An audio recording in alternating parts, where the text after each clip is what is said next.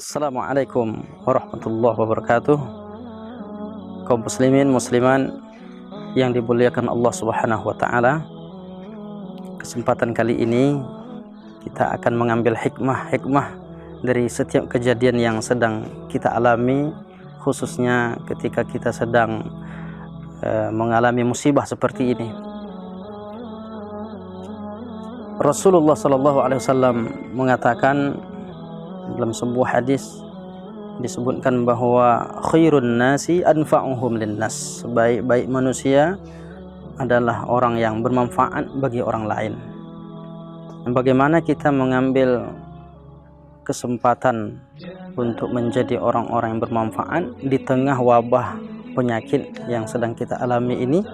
Salah satu yang bisa kita lakukan adalah kalau kita stay at home, banyak kita di rumah, apa yang bisa kita lakukan untuk membuat kita menjadi produktif, membuat keberadaan kita tetap bermanfaat untuk orang lain?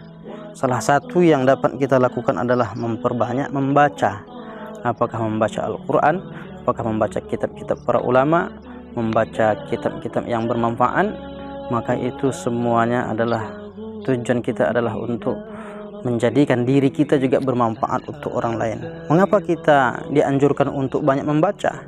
Membaca itu kalau kita lihat keutamaannya, bahwa Rasulullah SAW menganjurkan kita menuntut ilmu. Salah satu cara untuk meraih ilmu itu dengan banyak membaca. Apa kata Nabi?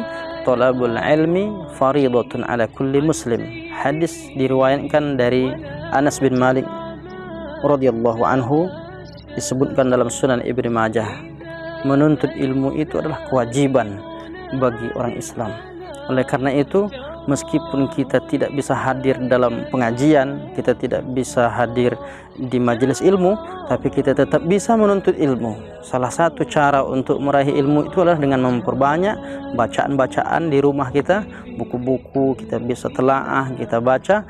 Ini bahagian dari mengamalkan ajaran Islam dalam rangka menuntut ilmu. Yang kedua, mengapa kita memperbanyak membaca walaupun dalam kondisi kita tetap di rumah? Maka di antara tujuan lainnya adalah, salah satu di antara tujuan yang bisa kita lakukan, apa tujuan kita membaca ini? Untuk menambah amal jariah kita. Benar, istilah jariah itu kita populer dengan istilah sedekah jariah. Hadis yang disebutkan dalam Sahih Muslim, idza matal insan inqata'a amaluhu illa min salas. Apabila manusia meninggal dunia, terputus amalnya kecuali 3 perkara. Yang pertama kata Nabi, shadaqatun jariyah.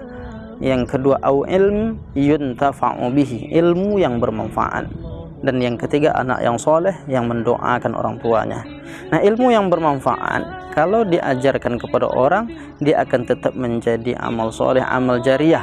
Ketika kita menyampaikan ilmu kepada orang lain, lalu orang lain mengamalkan apa yang kita sampaikan, dia sampaikan pula lagi kepada orang lain, tetap terus mengalir pahalanya kepada kita yang telah menyampaikan.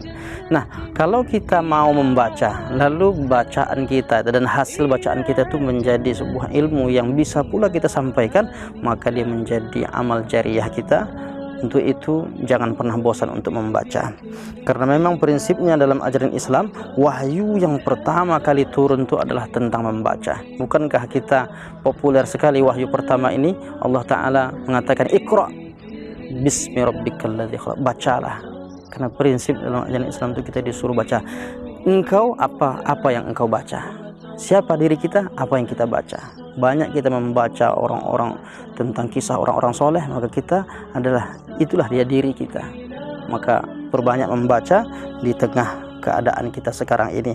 Kemudian di antara tujuan lain lagi adalah kenapa kita memperbanyak membaca, kita berproses untuk menuju surga Allah Ta'ala.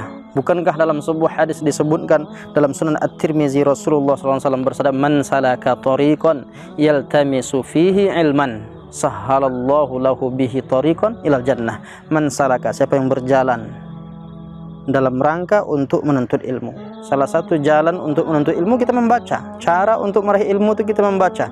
Siapa yang mau menuntut ilmu, membaca, menggali kitab-kitab para ulama, lalu dengan dia membaca itu menjadi sebuah ilmu baginya, sahhalallahu lahu, maka Allah mudahkan baginya thariqan ilal jannah, untuk jalannya menuju surga. Jadi cara mudah untuk menuju surga Allah Ta'ala dengan memperbanyak membaca. Membaca adalah salah satu wujud kita meraih ilmu Allah Ta'ala. Tapi tak kita hanya cukupkan dengan membaca. Waktu yang banyak di rumah ini juga kita bisakan untuk menulis. Kenapa? Karena menulis itu juga digandengkan dengan membaca. Bukankah ketika kita lihat surah Al-Alaq itu juga berbicara tentang pena? Iqra bismi rabbikal ladzi khalaq, khalaqal insana min 'alaq, iqra wa rabbukal akram alladzi 'allama bil qalam, 'allamal insana ma lam ya'lam. Jadi selain membaca, kita juga dianjurkan untuk menulis. Kalau kita lihatlah surah Al-Alaq ayat 1 atau ayat 4 sampai 5 itu, Allah menyatakan alladzi 'allama bil qalam. Dia yang mengajarkan dengan pena. Apa maksudnya?